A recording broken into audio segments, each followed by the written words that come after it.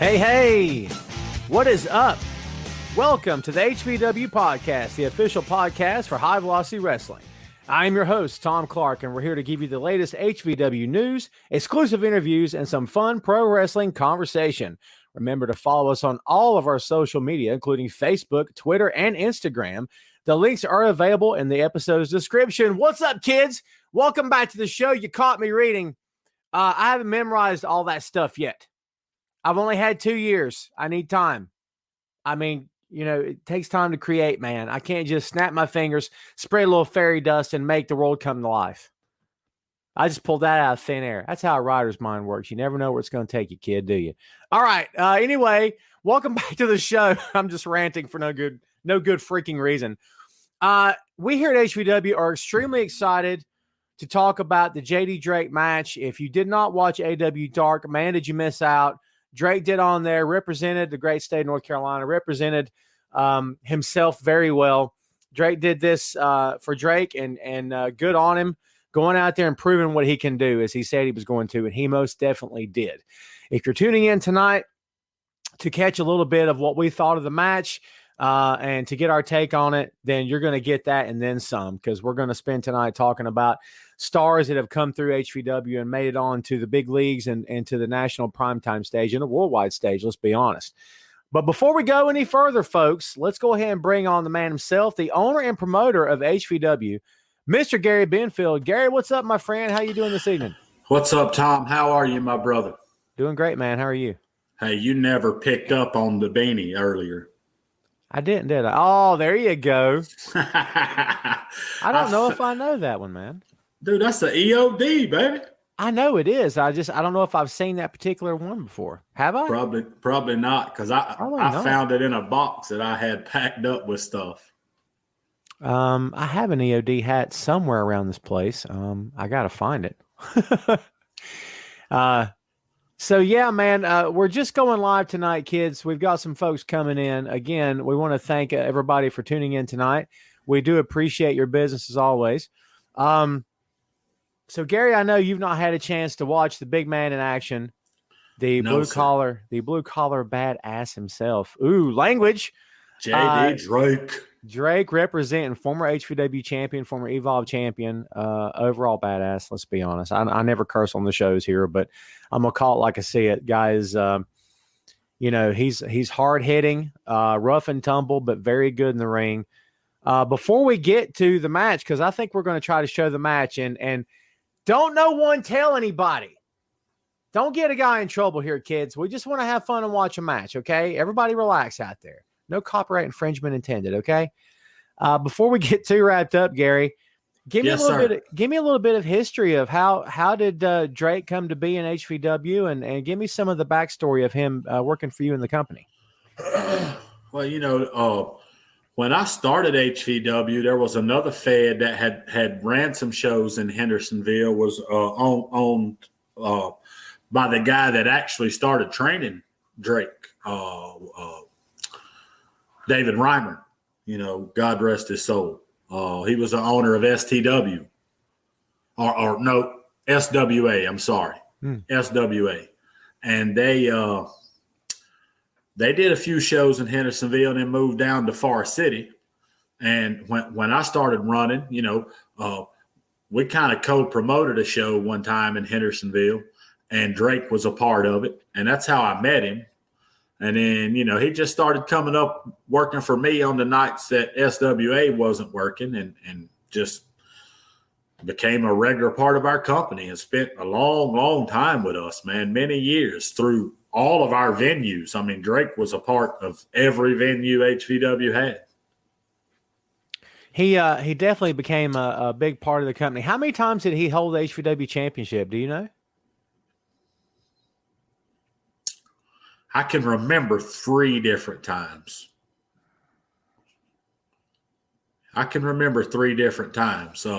Man, I'd found an old HVW DVD.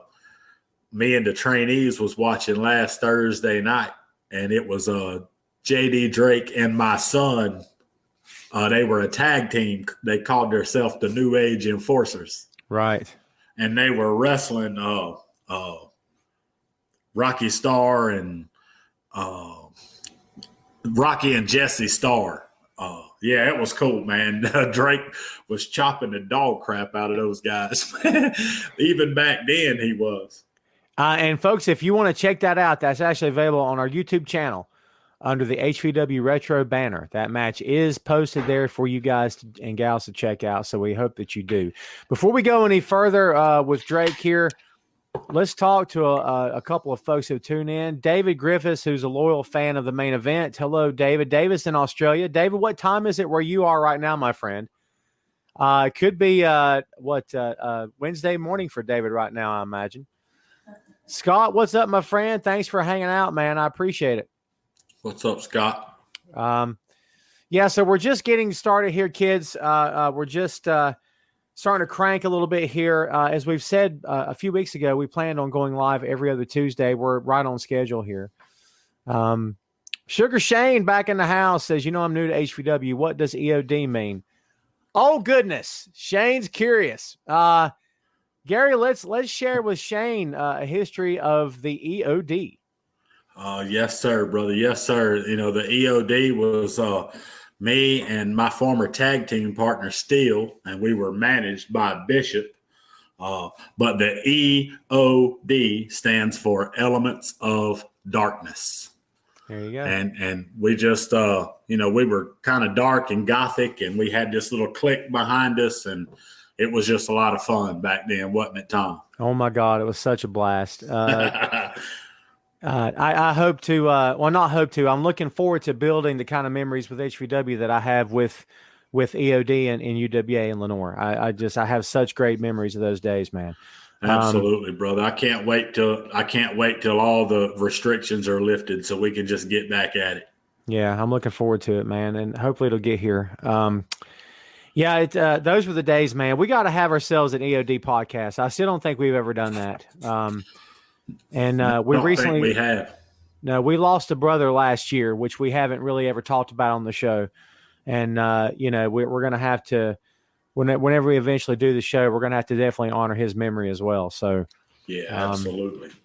Yeah, it's thanks for asking, Shane. EOD was a great part of, it was the ground floor when I got in. My first night in the business, I became the manager of the biggest heel stable in the freaking company, which I didn't ask to do. It was more or less like, hey, man, I want to get you in. Do you want to be the manager? And I'm like, dude, I've never done this before. Like, I had incredible stage fright.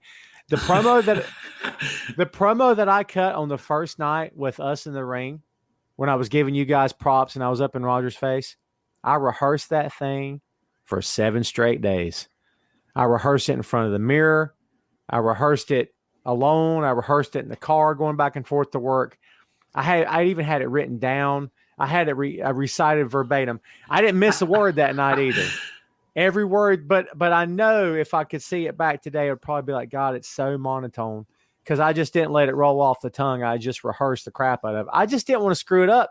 I didn't really care about looking silly myself, but I didn't want anybody in the crowd to say, I thought EOD were butt kickers, man. Who's this idiot? That's the last thing I wanted to do to you guys, man. Do you know what I'm saying? Hey, dude, it was awesome, man. You come out and did exactly what you needed to do, and we kicked butt and started a new chapter of the EOD that night.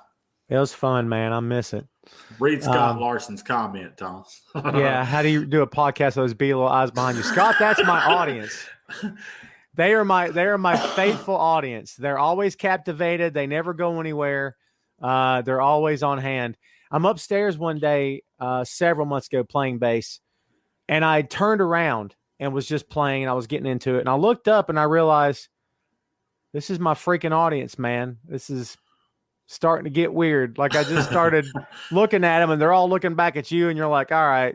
So I got to turn back around. It's getting creepy. So I just imagine them getting up to like the elves cobbling shoes for the shoemaker at night when he's asleep. You know what I'm saying? So yeah, they're stalking you and the wife at night when y'all are asleep in the bed. Yeah, they're like staring holes through us, All right, kids, we're going to attempt to do this, and I'm going to warn everybody up front. There again, for God's sake, don't be telling on a guy. All right, for goodness sake, we just want to watch the match. Gary's not watched yet. This will not have sound. My thought is no sound equals no cutting us out of the Facebook. So if you're listening to the audio version of this podcast, we're getting prepared to watch Eddie Kingston versus HVW's own J.D. Drake. And we're going to share the screen here. And if you guys have not had a chance to watch it, now is your chance. So, Gary, you're going to dig this, man. Again, really good match. The volume's off, and here we go. If you're trying to keep up with us, kids, it's about the 41:20 mark of AEW Dark on Tuesday, February 23rd. 41 minutes, 20 seconds in. Drake did not come out to any specific music. He came out to the AEW Dynamite theme. That's what they played him out to. So I'm guessing that because he uses copyrighted music, they couldn't play it on YouTube. I mean, dude, look at him. Look at him. That's our boy right there. Look at him. I know, right? No nerves at all. I mean, if he was nervous, I don't see it. You see him wipe them feet. Look at all you rookies out, all you flippity-floppity wrestlers right there learning some shit. Yes. Absolutely. Complete respect. Completely shows respect. Keeps the mat clean and also shows respect to the business. It's very important. Kingston, and I just watched this with my wife downstairs, and the minute he hit the ramp, I looked at her and I said, look, Eddie doesn't have a body. He'd be the first one to tell you that, but man, he is tough as nails, and he's got a huge heart for this business, man. Dude, that's why him and Drake are perfect together. Oh, my God, dude. I wish I could play the chops for you because they light each other up. I may have to squirrel some audio in here, and hopefully we don't get caught. We'll see what happens. Let's see if I can get it queued up for the chops, and maybe you can hear it. We'll see what happens. This is what we call the getting to know you part of the match, folks. The feeling out process, as it were. I'm digging those boots, Drake, as well. Are those new boots he's got on, man? Well, I think those might be new, but he's been wearing that style for a while. The Dusty Rhodes style, baby. Shane Odom, you're exactly right, brother. He looks just like a big version of Ole Anderson. All right, listen. There it is. All right, I don't want to get us thrown out, so there's a little bit. There's a chop. I've told you this story before, Gary, but we had seen Drake at an Evolve show, and this was before we had started HVW back up, and Wesley had gotten up, my kid, and followed Drake around the building. I forget who was working. He wanted to follow him and see what was going to happen. They were chopping each other throughout the crowd, going all the way to concession. All the fans were getting up and following him. He goes, Daddy, can I go? I said, go. Just don't get lost. So he went, and he had to watch him and stuff. And then fast forward to last January, and we're seeing him live at Resurrected. So pretty cool. Oh, Kingston didn't post that knee. Yeah, I caught that. You know, and not for nothing. Oh, there's a good one. I know he felt that. I've took a couple of those myself, so I know he felt that.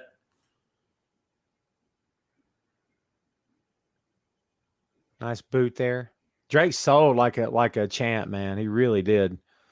Good timing there. Drake got there in time. He wasn't having to stand around too long. That kind of stuff makes me crazy. I mean, he lights Eddie up. I mean, Eddie's chest. You see him work that camera? Oh, yeah, for sure. At the end of this match, Eddie's chest is lit up, man. This is the point where, yep. Drake powers up in a second here, kids. It's good stuff. Got that forearm going, man. Kingston. Yeah, man. He's tough as nails, dude. He really is. They love him backstage. They love him in that company. He's become a real mascot for them, and I mean that in the best possible way. Yeah, that's awesome. Yeah, dude. They really love him. Good heart, man. Go back and watch some of the locker room stuff he does where he's talking to the guys. Man, it's inspirational. Drake firing up, baby. Trying to mount some offense. Kingston cutting him off. I feel like I should commentate this thing. Oh. Shane Odom, what you think? Does he remind you of Stan Hansen? Oh, man. 80 got him with that headbutt, dude. Come on, ref. Break it up. I'm digging the boots, Drake. I really feel the need to commentate this match, man. I can't help myself. Do it, brother. Do it. I think it's fun. I'm sure it's just coincidence, but Kingston wearing the black and gold of NXT tonight. So that's pretty cool. I'm sure there was no pun intended there. Boom! Nailed him with a stiff right hand there. And Gary, if you're curious, yes, Drake nailed it. And I won't tell you, but you know it's coming at some point. He nails his 2 signature moves. That's awesome. Bam. You know he's going for first one. You knew. Vader bomb. Okay, 3 signature moves. Dude, Drake carries himself so well. Yeah, he does. He's back up and down off his feet really well. Shane says he looks like a big version of Ole Anderson. Yes, he does. I'm sure he'd take that as a compliment. Oh, I thought he was going to gut wrench him. Judge in the house, baby. What up, Judge?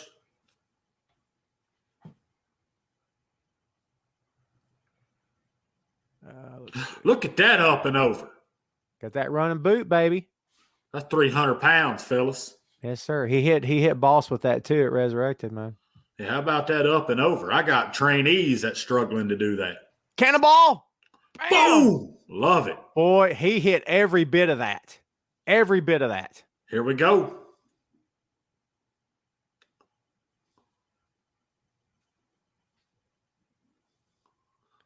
Listen to this finish. Bam! Beautiful sail. Yeah. JD Drake, I'm proud of you, baby. Yeah.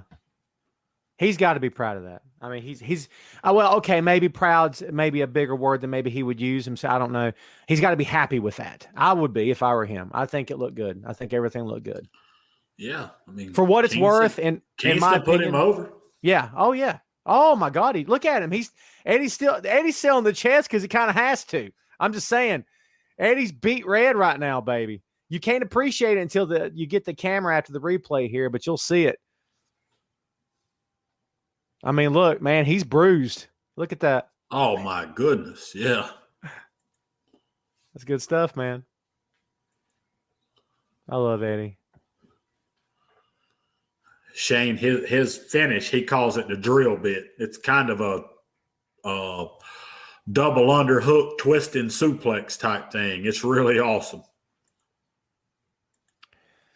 So since we're talking about Drake, and the theme for tonight, because we knew we wanted to do this tonight and congratulate him and of course wish him tremendous success. I've told you before, and I said this to someone else before we went live tonight. I believe 2 things will happen tonight. I believe one, he will get some sort of contract offer. That's me hoping for the best. Number 2, I believe whether that happens or not, I think he'll be getting a phone call from the competition. That's what I think. And I've been wrong before, kids. I've got no backstage information. Drake hasn't told me anything. That's just me speculating. So there you go. Hey, brother, I hope your speculations are right, man. I would love to see him get an opportunity. Absolutely. He's and it's funny because during Resurrected's been 2 years ago. Can you wrap your head around that? Has it been 2 years or it's a year? It's a year. 1 year. I was about to say 1 year, Tom. Dude, it's funny because today I was thinking about I was looking at the calendar, looking at something that had February on it, and I was like, oh my God, it's been a year since we've been locked down, essentially. And then since then, my brain's been in a scramble, man. Time has just done this weird thing the past 12 months where it's like, dude, I know. It feels like it's been forever, but then it feels like it just happened in a weird way. So, yeah, my apologies. A year ago, Resurrected happened. Yes, and, sir. Wesley wanted to get a picture with him. And I said, son, you haven't asked for a picture with anybody. Did you want a picture with anybody before we left? Or before everybody left, I should say. And he's like, JD. And I was like, all right. So JD's back there after the main event. He's trying to get dressed. And I said, brother, I appreciate you. I know you're trying to get ready. I said, I don't mean to bother you. I said, my kid would love to get a picture with you when you're ready. He's like, yeah, no problem.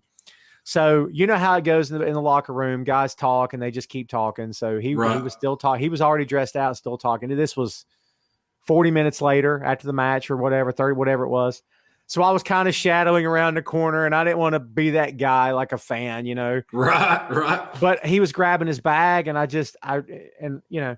he's like, he looked up at me and my son, and he goes, "Oh, I haven't forgot about you. Come here." So I was getting ready to take the picture, and I said, "JD," I said, "the only thing my kid asks is for the hardest chop, as hard as you can." He said he can take it. And Wesley goes, "No, don't tell him that." And he just starts laughing. He goes, "I'm just kidding," you know. So he posed, and he did the fist pose with him, put his arm around him. And then right after I snapped the picture, he popped him on the chest one good time. And it wasn't like an insane Drake chop, but it was enough where Wesley went, "Oh," and he started backing up. Right. I said, "Sell it, kid, sell it." That's awesome. Hey, Wesley will remember that forever. I know, right? He took a chop from J.D. Drake. Yes, sir. What happens if he gets signed, becomes big? Wesley's got something to talk about. That's right. It's just such a professional, such a great guy backstage. And, as soon as that music hits and he comes through the curtain, he's all business. He and TJ Boss. And I'm going to tell you something right now. I've said this multiple times over the past 12 months. If I was not involved with HVW, I would have paid and bought a ticket to see our show. That's how good it was. And I'm saying that hand to God. That's what I believe. And that main event with him and TJ Boss, kids, if you've not seen it, it's on all of our social media. Go look at our YouTube channel. It's there. And you will dig it. It's such a good match, dude. Reminisce a little bit about that match, man, about him and TJ hooking up the main event at Resurrected that night. Brother, them jokers, I knew they were going to do it, and I knew I picked the best two big men in the business to main event that show that night. And brother, I stood over off to the side and watched that match, and those guys gave everything they had for those fans, man. And I was so proud and honored to have had those two guys to represent us that night on our comeback show, the main event. And it was just it was really great, Tom. It really was. We'd started planning Resurrected the fall before the actual event. It was September, October, the year prior in 2018. 19. Yeah. See, I told you I'm scrambled. I'm eggs, baby. I'm scrambled. And the only main event that we had was Boss versus. I don't think we ever had another main event. I think that was the main event that just. We talked about that from the get-go. We wanted big man in the main event, and that's the first. I wanted HVW past, and that's two of the best big men that ever came through the company. I agree. Shane says Drake would be a perfect fit with the Dark Order. Dude, so the Dark Order has morphed into this because, listen, the Dark Order can no longer be we're a dark satanic cult. And, dude, because of the passing of Brody Lee, we obviously know that's not going to happen anymore. They're trying to keep it lighthearted. They're baby faces now. Dude, do you think Drake with a sense of humor would fit into the Dark Order? And if they did it, should he play the straight man while they're all sort of comical around him, or do you think it would work? Hey, I like the other part of his comment. That's Drake where he needs to be, man. That's where he needs to be. Could you imagine those three guys together? Good Lord! And then we would have two HVW superstars on AEW. Yeah, on the same team. Yes. He could make that work. And I'll tell you this, if he were to be put we're speculating kids here. Okay. But if he were to be put with Tully and FTR, dude, FTR is main event. They're main event. Drake would be right there, even if Tully built a little stable, and Drake was the singles wrestler of the group, he would be the Arn Anderson of the group, and Tully right there with him. That would be freaking awesome. Yeah, dude, and you'd need a fourth guy. They've been talking about doing their version of the Horsemen at least fans have been talking about it for a year. So, wow, just imagine Drake is the third part of that group. Man, shut up. Dude, that would be awesome. That's fun stuff, man. That would be really absolutely awesome. I'd love to see that, brother. Yes, sir. I think what's good about Drake is that he's got history. He's a veteran. But he's still in great shape. He's you can tell he's got cardio. Drake's a big boy, but he's not blowing up in there. You can tell. Dude, look, I'm not trying to give his secrets, but a lot of people probably don't know that Drake's a hell of a softball player. You know, I did not know that. He does a lot of the competition softball stuff. Mm-hmm. And I'll tell you something else you probably don't know. I think if I can remember, he's had 3 or 4 300 games in bowling. I mean, he's a hell of a bowler too. I mean, he's an athlete. He's an athlete, man. Yeah. He's all purpose for sure. But as I said, he's a veteran. He's an athlete. He can get up and down off the mat. I mean, you know, and I don't want to give too much away, but you know, it's important. How quick can you get up and down off the mat? It means feed, baby. It means feed. Everything. It means you can have the best physique. You could be the second coming of Lex Luger and look twice as good. But if it takes you 30 seconds to get off that mat, you're not going to have much of a career, because you need to. I mean, it's go, go, go, go, go, go, and it doesn't mean you're a cruiserweight going 100 miles an hour. It just means when it's time for the comeback, you got to go. You got to be able to get up. I'm just saying. But yeah, man. Of course, Drake, all the continued success, man. I firmly expect something to be happening from this. And you know what? Let's say it doesn't. He's still got a bright future. The fact is, this was not national TV, but for all we know, he'll be on Dynamite tomorrow night. We don't know. I mean, anything could happen.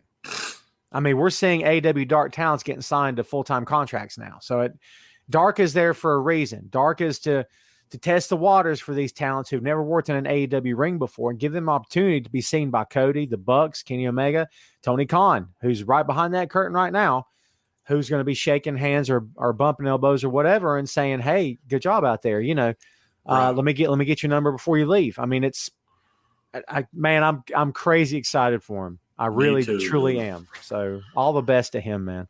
Absolutely.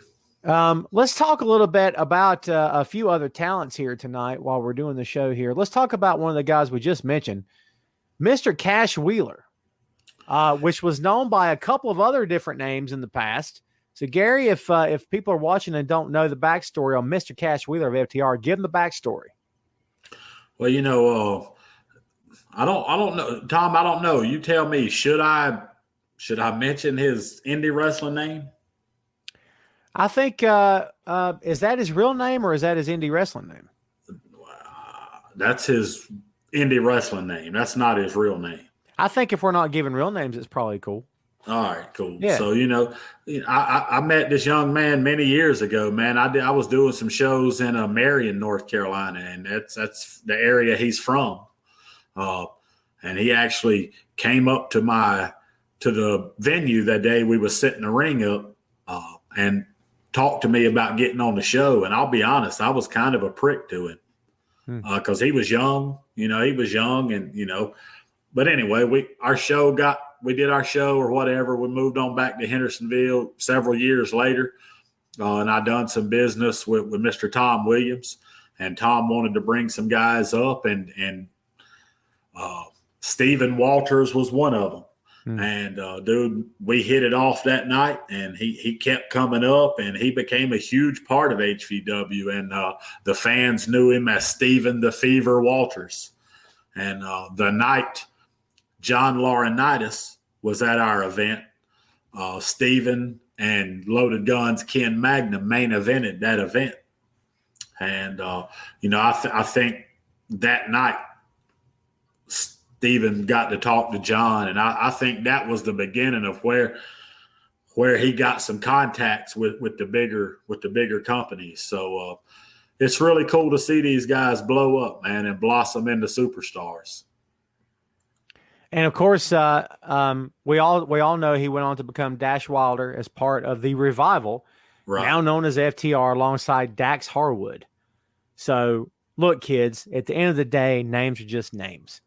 And sometimes you settle on the best name of all time. Sometimes you settle on names that are kind of like, I still hate the name Dolph Ziggler. Full disclosure, hate it. But I don't hate the guy. He's phenomenal. I just hate the name. You know what I mean? But that's a personal thing for me. He's phenomenal.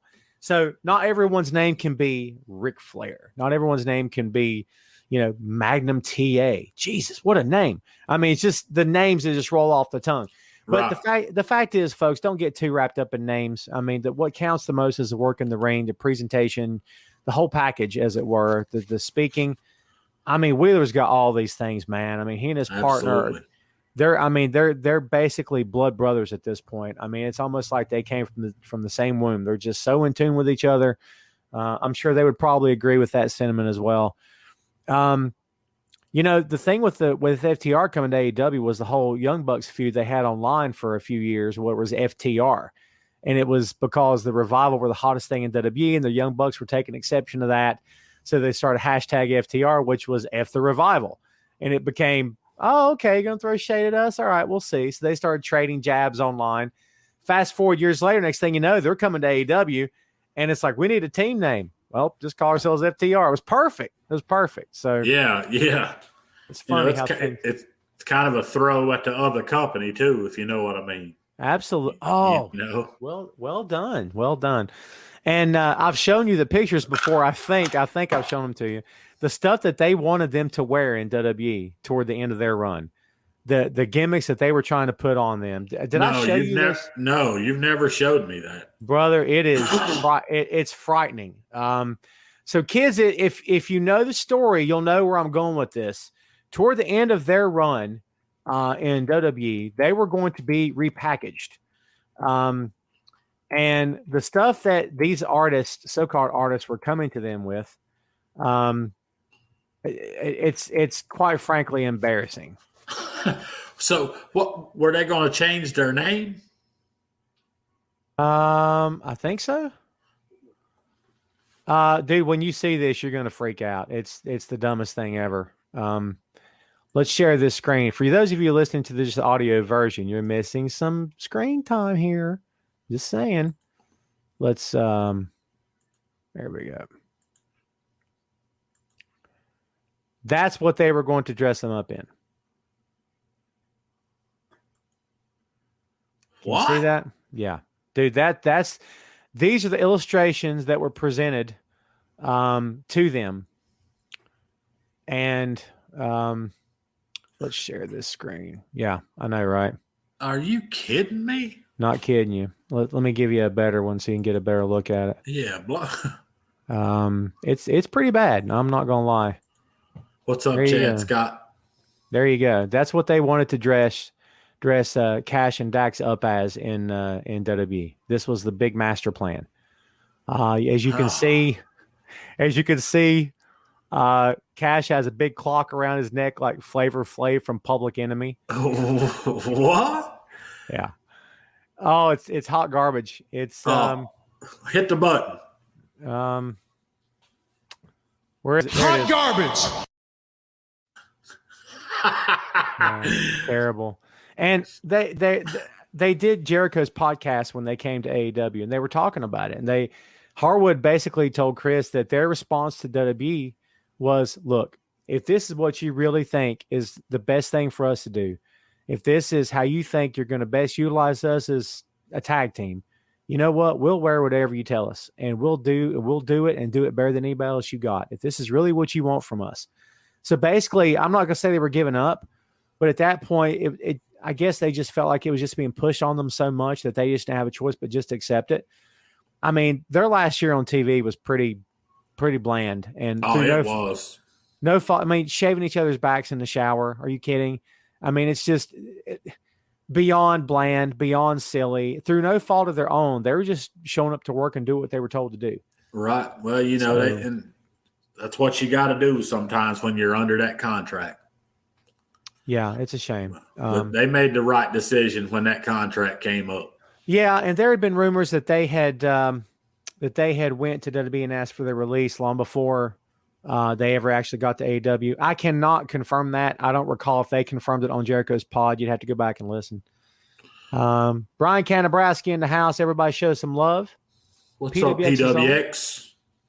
Brian, congrats to you on getting the show back up and running, my friend. You and I have never spoke formally, but me and my kid have been to several of your shows, and I know that you and Gary have known each other for a while. So we look forward to getting HVW back off the ground as well, my friend. So continue success to you and your company for sure. And kids, shameless plug time. Go check out PWX. It's Pro Wrestling Experience here in the Carolinas. Absolutely. You won't be sorry. Check it out. Great wrestling product, man. You won't be sorry. They have a great presentation. So all the best to them for sure. But yeah, man, it was bland. It was ridiculous. It was silly, if I'm being straight. But you know what? They're pros, man, and they did the best they could with what they had. And at the end of the day, their wrestling, their work in the ring speaks for itself. You know what I mean? Absolutely. Let's talk about a guy that we both know pretty well. You know him a lot better than I do. The Greek Wolverine Crucifix. Man, Chris has had his brush with the prime time as well. Talk to us about Chris going big time and working for WWE, man. Yeah, it was really, really cool, dude. You know, I met Chris years ago too. He was actually working in a gym that I was going to, and me and him just started talking about wrestling. And I told him I was training. I had a training facility, and he came over and started training. And next thing, spent a few weeks, a few months, and then he was on a show. And he hit the ring running and did very well. The crowd responded well to him, and he did what he needed to do, and he got out there and got his name out. And, when we were fortunate enough to do the business with WWE, I was able to take Chris backstage one time as an extra. And, he did his job and just stayed in touch and kept in contact. And they've been able to use him quite a bit lately. So I'm proud of him too, man. Another one of HVW originals. And he's got a good head for business. He knows who he is. And Gary, you can attest to this. A big part of what goes on in the ring is understanding who you are and what you're capable of, and not doing too much, not just in terms of physicality, right? But knowing where you can go for yourself, for your personality, what you can and can't say. How do I put this into words? Knowing what you can accomplish and what you can't, what you're capable of, I guess is the best way to put it. I mean, back in the day, if Viper got in the ring and square danced or tried to sing a song, or you see them, or like it was suddenly became a musical. Some guys can pull stuff like that off. That's not really who Viper is. Right. So you knew who you were from the moment you got through the curtain. You were dialed in, the shades, the hair, just the whole night, the water bottle. That was Viper. Okay. And you stayed that way till you got back through the curtain. Chris is one of those guys that from the moment he steps through that curtain, he's all business. Whoever you thought you knew behind the curtain is gone. That guy's gone. I applaud him for that. He's very in tune with what he's doing, and he's very comfortable with who he is in the ring for sure. Yes, sir. Yes, sir. And Chris has worked hard to get where he's at. So, he's paid his dues. Yes, sir. And, he doesn't always agree with HVW management, and I've had him on the HVW podcast, and we had a civil conversation. He's not exactly someone to pal around with, at least not. I mean, I've never tried, but he's stiff competition in the ring. He's a fierce competitor, and I'll never not give him that. I mean, the battle he had with TGA at First Strike last year is still, arguably the best match that we've had in the two shows of our relaunch. I think it's that good. Oh, yeah, I would agree with that. It was great. Yeah. Just such a talented guy. The trio of guys for me, and you listen, you can hit me with some maybe that I'm not thinking about. We got to put TJ Boss on this list. The big man on campus who, before the pandemic and everything, and I don't think he'll kill me for saying this on the show, but there was some forward movement with the NWA, and we were very excited for him. Obviously, we still are because never say never on any of this stuff. I swear to God, dude, I think you could put Drake versus Boss on Dynamite tomorrow night, and it would fit right in. I don't, dude. If they pulled off half the match that they did at Resurrected, yeah, they should have been semi-main or main event on Dynamite. Yeah, that match is as good as anything I've seen on there. Dude, I've showed that particular match to people I know who are maybe not really wrestling fans, but they've all said the same thing. That could be on TV. That was really good. So yeah, it's Yeah. I don't think they get enough credit for that. Had we not been shut down last year, kids, and we could have kept moving forward, a year later, fast forward a year later, who knows where we would have been by now? What kind of forward progress we could have made. We're still wanting to make forward progress. So, again, TJ is one of those guys you don't want to cross. Drake's more approachable backstage. He's more of a how you doing, son, that kind of thing, and shake your hand and be a friendly guy. Dude, TJ, man, if you bump into him, he might knock you in the floor. Well, he attacked me at a rest area several years back, beat the crap out of me on the side of Interstate 40. That's crazy. Tell that story, man, because you told it to me. I think we've talked about it on the pod, but it's been a while. Well, TJ and I were kind of, feuding in HVW. So me and some of the other guys had went to Mount Airy for the weekend to do a show with one of the AIWF companies. And on the way back, me and Aaron Vaughn and Ivan M. Righteous and somebody else was with us. We hit a rest area. And as I'm coming out of the rest area, headed back to the car, I get attacked from behind, and it's TJ Boss. He beat the crap out of me. I don't mean to laugh at you. It's just the way you put it. No, dude, he did. I mean, he got me what from could behind. I do? It's on YouTube. Go pull it up and watch it. It's all over. It's on YouTube. Now you're going to make me do it because now I've never pulled that. Have I ever pulled it up to watch it? I don't know. Look, some guy just comes running up hollering at him. Hey, what's going on? Good stuff. And I got it. Yeah. I'll tell you something else too. Whoever he's got filming that dang thing, they're wearing flip-flops. Because you can hear when they're running, you can hear their flip-flops. Oh man, I'm sorry, but that's funny. I mean, not you getting beat down, but the other part's funny. I'm just saying. So you found the video? Oh. Let's share it, man. I got to see this. You know Let's what? do it. This is not copyrighted. We're going to share the audio on this too. Everybody, check this out. Tune in and listen. Watch this. The following graphic footage is an incident that recently took place at an undisclosed location off I-40 in North Carolina.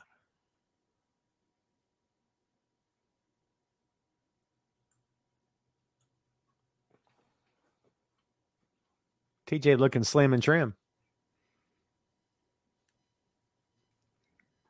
That's legit, TJ. That's TJ. Wow.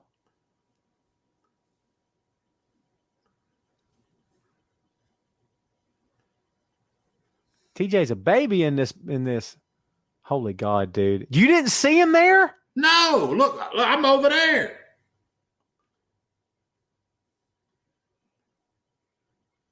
I'm on the other side of the dang parking lot. I never even went on that side of the rest area.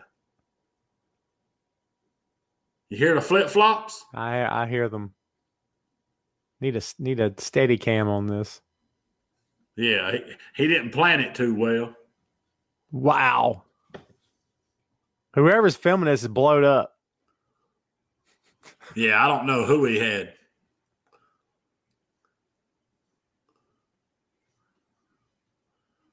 Look, he done knocked the hair off the top of my head. That's what happened. Yeah, it's TJ Boss's fault, damn it. Dude, did anyone around here call the cops as this was happening? Dude, some guy come running. Some dude come running up. That's what made him stop. Wow. Shut up.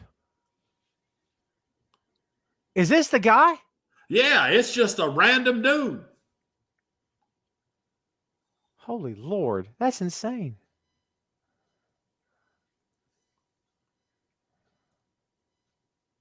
A good Samaritan has helped out. Whoever Boss's cameraman is blowed up. I can't stress that enough to you. Here's my takeaway. 2 takeaways. 1, the good Samaritan. 2, the blowed up cameraman. The Black Panther TJ Boss. I never knew he called himself the Black Panther. I never knew that. He did, man. He did. That's good stuff. I just want to hear some more heavy breathing from the cameraman. Where's that going to happen again? Yeah, that's funny, huh? Oh, wow. Man. There you go, kids. Hey, brace yourself, Gary. That was 8 years ago. I know, dude. Crazy. That's crazy, huh? Wasn't that fun, kids? That's YouTube's nuts, dude. fun. I mean, not that you got beat down. That's not fun. But I'm saying the rest of it was pretty fun. Oh, yeah. That's good stuff, man. That was too crazy back then in those days, man. I'm telling you. Had to start watching my back everywhere I went. You know, I'll be honest with you. The EOD thing. All right, so the EOD thing, if I can go on this for a second, the EOD thing is twofold.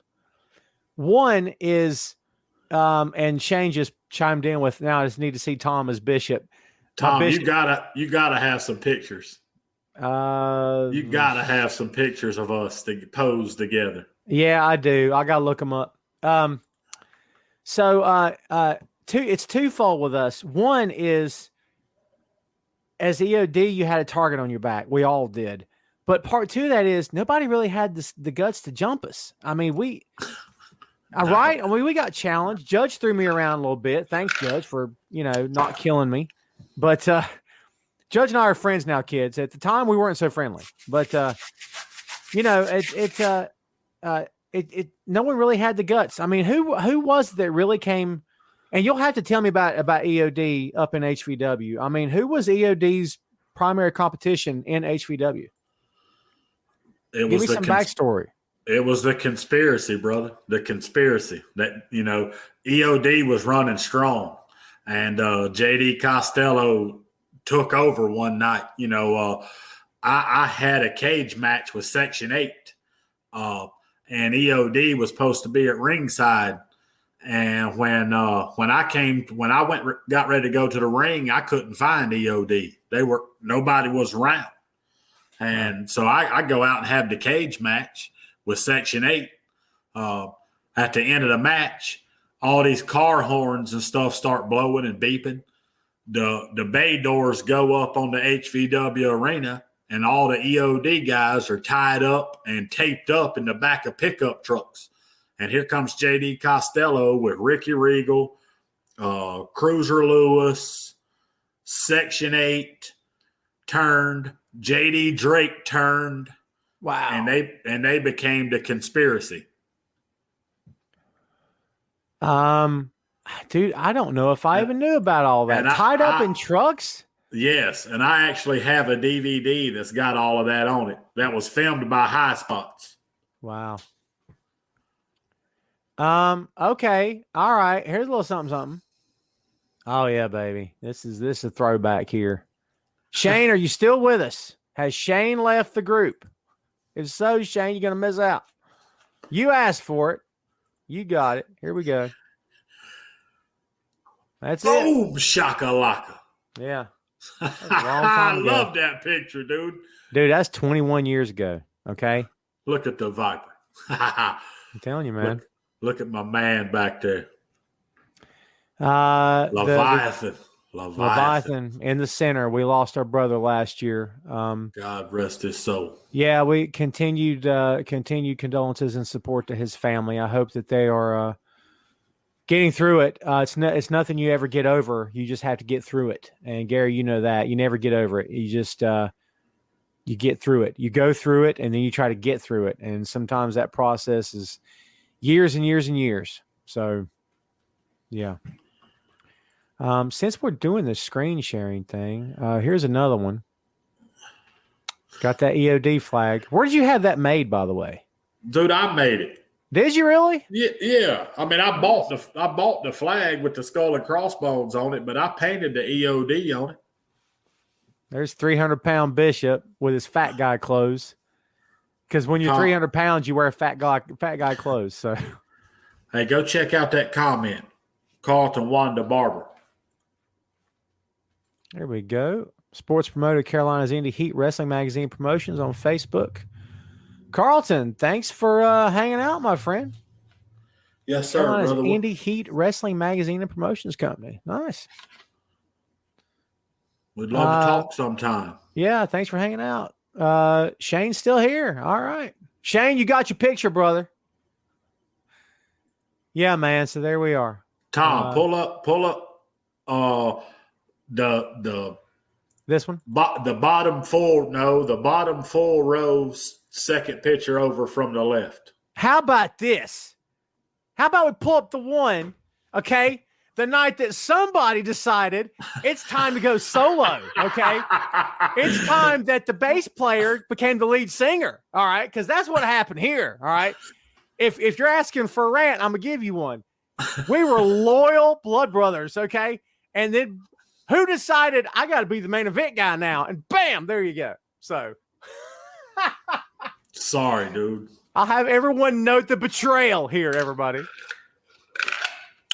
Oh, let me peel back the curtain for a sec, man. Nobody was more excited for you than I was. And I remember in the locker room telling you, I am pumped up for you right now. And you looked at me, not like a jerk or anything, but you're like, why? Like that. And I said, dude, this is going to be fun, man. I'm excited. I really was excited because I knew while it meant a negative for us, it was going to be, and man, it meant a lot for you. Let's be honest. It meant a lot for you moving forward from that point. It was a lot. I mean, dude, it was a lot for me. But I couldn't have done it without all of you guys. Hey, the last full row, the second picture from the left. This one. Yeah. That's after Tom lost all the weight. I'm at 185 right there.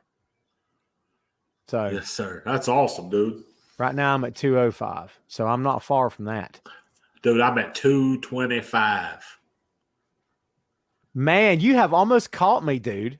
Wow. 225, brother. 65 pounds. Hey, I'm at 205. I'm officially a cruiserweight. 205 Live, baby. Guess what? Yes, sir. It's 205 Live. Welcome to the show. I should have just led with that. That's good stuff. This was the night. Check out that last comment, Tom. This was the night in HVW when you had Gunner up. Remember that? Oh, yeah. I knew that was in a HVW building. I can tell by the locker room. Yeah, dude. Man, if there's one guy that has kept himself in shape his entire career, it's Tatanka. Have you seen him lately? Yes, he still looks like $1 million. But hey, Lodi the same way. Yeah, he is. Lodi's the same way. Yeah. Shane said, and downtown Bruno used to say it bees that way sometimes. There you go. Shane's an old school fan, man. He can talk territory stuff with you all day. Yes, sir. That's awesome. Yeah, those are good memories, man. You guys want to see vacation pics of the wife and kids? No. You came to the right place. I'm just kidding. I'll be that annoying guy from the Facebook. David says, looking young. He was young back then. Yeah. Younger. We old now. Speak for yourself, baby. I'm in my prime. I hear you, boss. Let's see. Carlton's wanting to be on the show. Well, that depends what all good stuff you have to say. And hit us when we go off the air tonight, man. We'll see what's going on. There you go. Yes, sir.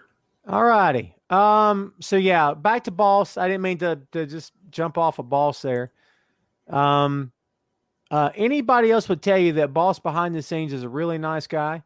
But, again, I don't cross the boss. That's a mistake. You know what they say? Don't cross the boss. So I don't. Because I prefer not to have that gigantic fist up in my face. Scares me a little bit. So I'm just saying. Speaking of Facebook stuff, let's throw up a few little something from HVW page here. Since we're talking about photos and stuff like that and all that good. Yes, sir. Because it was just making me think about, let's see, and I will find it. I shall find it. If it kills me, it may indeed kill me. By the way, kids, for anybody out there curious about HVW social media, yes, I'm the social media director. And no, I've not had much to direct on the social media. It does not mean I don't want to. But at this point, if it's a choice between occasionally posting or taking the same content from the two shows that we did, which I am proud of both shows, but despite what anybody thinks or says, I don't really care. Everybody involved with those two shows knows that it was a home run for this company, and I'm very proud of what we put together. I really am. I'm more proud of the talent that got in the ring and plied their craft for the paying fans in attendance that night. But the last thing I want to do is shove this stuff down people's throats. And, that's why it's good that we do the podcast and we occasionally come on and pay respects to someone or do a couple of announcements here or there and start planning behind the scenes. I mean, I think it's important that we do those things. So, hey, we should be coming up on the year anniversary to First Strike, right? 29th, which would be the 28th this year. Yes. Right. So, we should do a watch party like we did for Resurrected. Absolutely. That's the plan. Yes, sir. That is a plan. So, check your calendars, kids. The 28th is next Sunday. Sunday might be the day. We might go for Saturday, since the show happened on a Saturday last year. We shall see.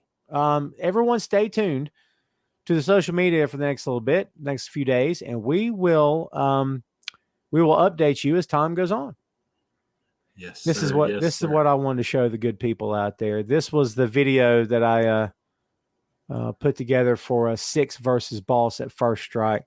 Just a little something like a teaser screen that I put together. I know you'll remember this.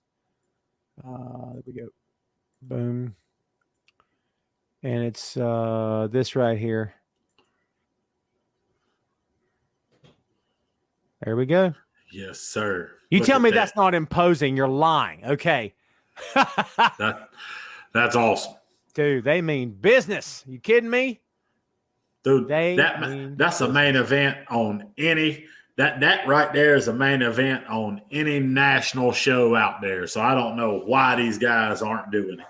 Believe it. Believe it, baby. Yes, sir. Salem Center and the Boss. Big man on campus. For sure. Yeah, good stuff, man. Shane's actually asked some good questions, Tom. All right, let me back up. Shane says, what do you like most, managing or lead commentary? Managing's fun. I don't know if I care to be in harm's way anymore. You know what I mean? So I like the table. I like what I do behind the scenes. My face was the one seen the most since our relaunch. And that was not done because Tom loves to be on camera. It was done because I was doing everything in my power to help get our name back out there and to get us some press and to, push forward and help put the talent over and help put the company over. It wasn't because Tom deserves or needs to be on camera. I just felt like it was my job, and I still feel like it's my job to help get us out there as much as I possibly can. Having said all that, I enjoy doing commentary. I enjoy working behind the scenes. He also asked, Gary, do you like running the company or would you prefer to this is a great question.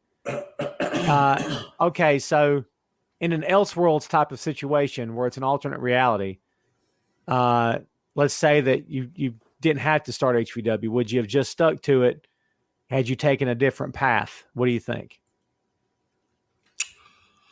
I definitely loved wrestling. I love performing, and I'm a performer. I love being out in front of the crowd.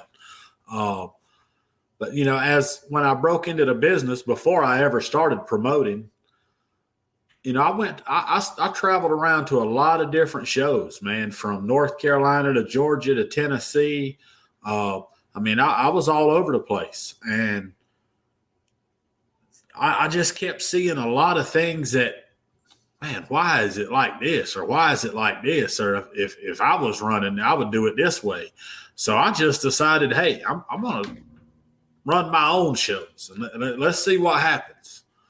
And, I really didn't intend to ever be a promoter. I started training guys and we got to the point to where they needed to be in front of a crowd, but I wasn't going to take them to somebody else's show.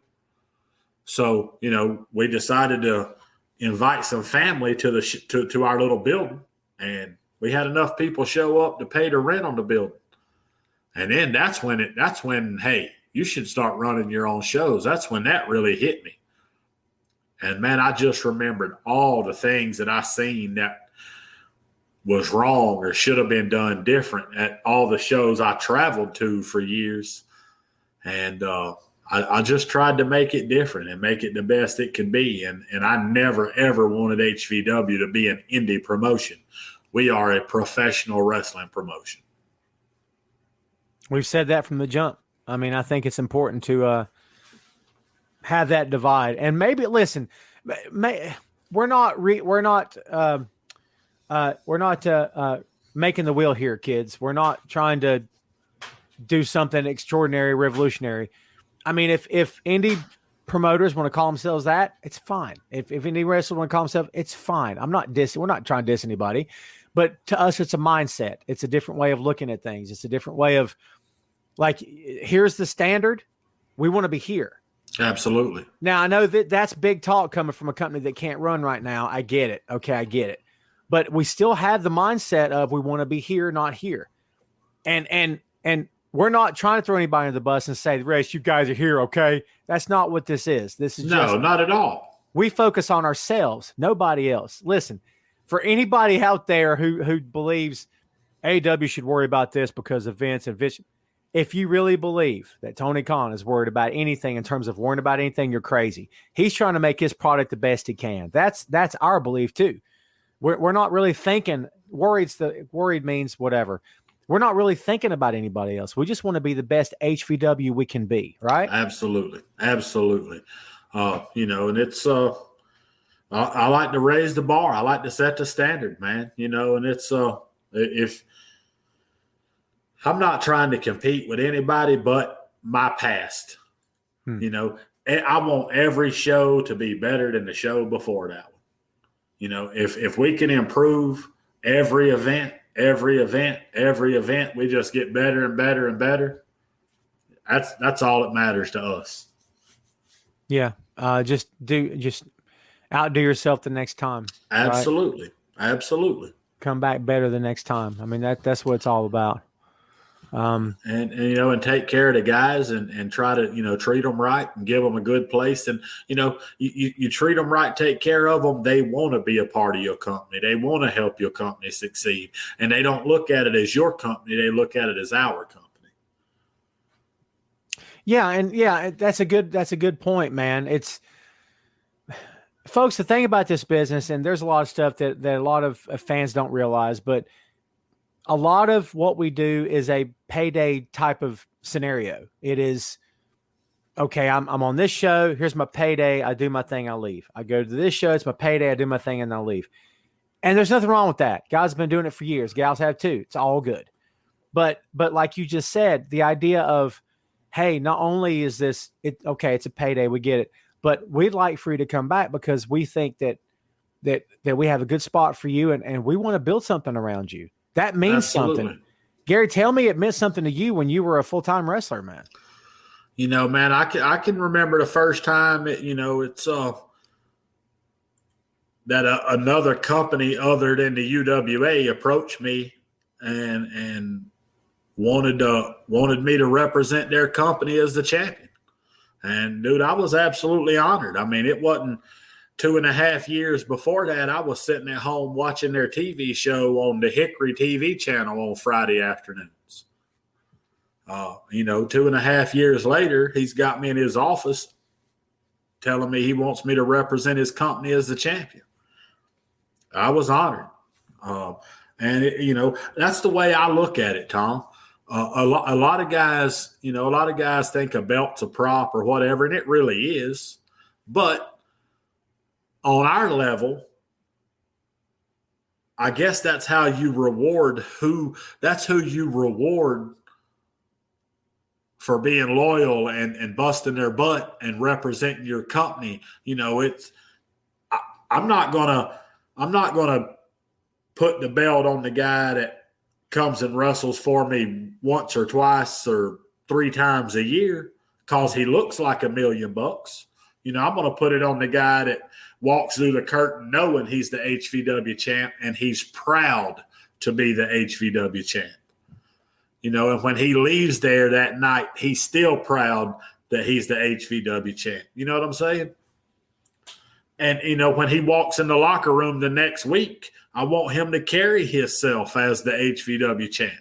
And he should walk through that locker room, and the other guy should say, hey, that's our champ. We're proud of him. He leads our company. He represents us. And they should all strive to be like him. Stone Cold Steve Austin said it best, and he said it more than once in his career, in his time. If you don't want to be the world champ, you shouldn't be here, period. I mean, that should be your goal.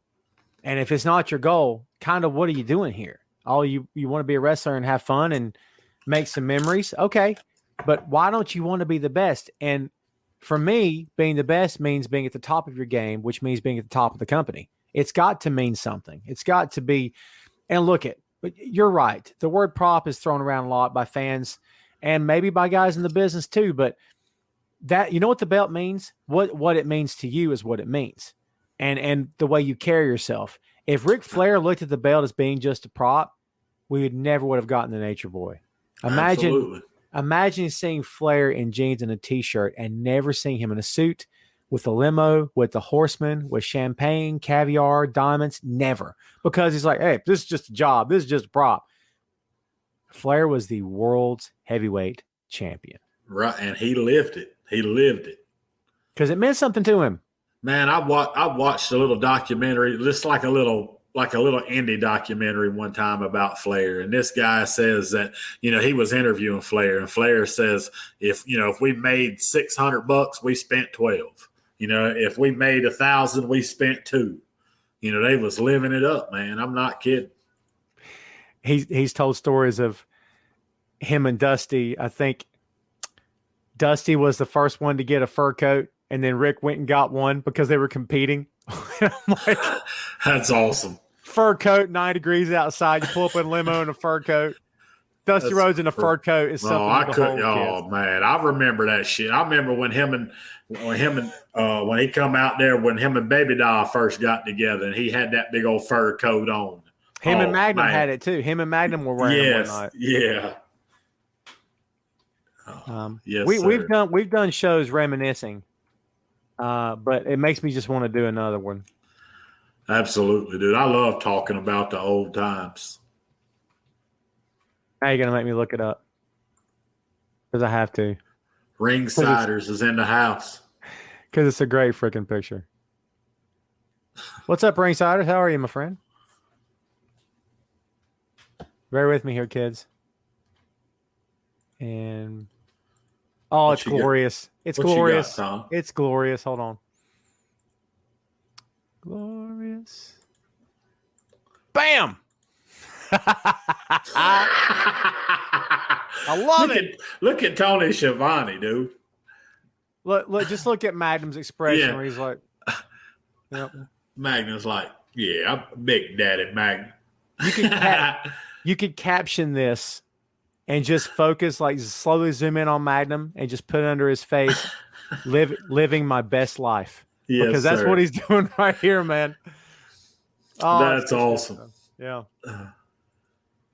Tony Schiavone was cracking me up. Yeah, it's good stuff, man. It's been a good show, Tom. Yes, sir. We're going to call tonight here, kids. It's been an hour. I had no idea it even been that long. I'm just talking away. Yes, sir. All right, folks, before we get out of here, a couple news and notes, because we always like to tell you about news and notes. We never stopped planning the return show. We started and we've never stopped. It's still a work in progress behind the scenes. We had to do it right. We had to do it safe, or we can't do it because we won't put ourselves in danger, or you or anyone else. And let's face it, as much as we want to do it, 10 people in the crowd is not going to work for us. We want to, but we got to do it right. So what's this mean? I don't know. We have to play this by ear. But I promise you we're having a lot of discussions behind the scenes, and we're doing our best to get back to you. I will give you this much. We have a date on the books. we're waiting to see what kind of restrictions Roy Cooper is going to lift off of North Carolina.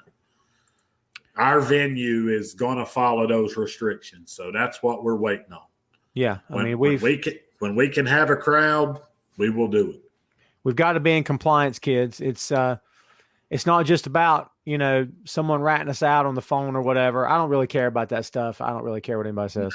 I never have. It's just that, again, the difference between being an indie wrestling company and a professional wrestling company in our minds is, you do the right thing and you follow the right protocol and you're professional. And that's what we're trying to do here. So PWX has managed to do it.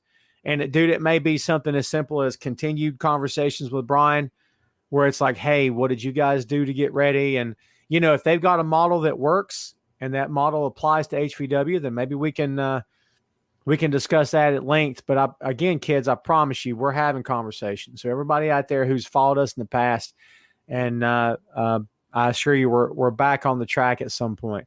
Also, we kicked off this show with JD Drake and AEW. And folks, if you have not seen JD Drake and AEW, you are doing life wrong. Be sure that you go check it out. It is on the YouTube, AEW Dark, on the February 23rd edition of AEW Dark. You don't want to miss it. It was a really good match, really well done from start to finish, really fun stuff. Drake is he's a man, kids. He testified to it, Chop City. And I promise you it's Chop City. Kingston does his thing. Drake does his thing as only he can. And, of course, Gary, I know you're very proud of this guy. I know you're very proud of everything he's accomplished in the business. And absolutely. Let me get it back up here real quick. And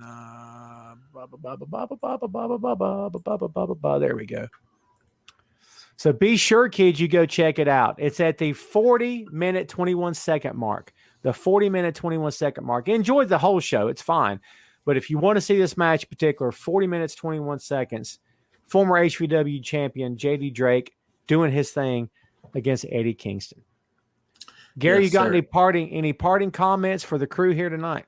Yes, sir, man. Before we leave, man, everybody just, I know a lot of the wrestling fans don't know about my personal life, but, I've been taking care of my mom for a while. My mother's got dementia, and she has just got to the point to where it's not safe for her to be at home. So tomorrow she will be going into a care facility.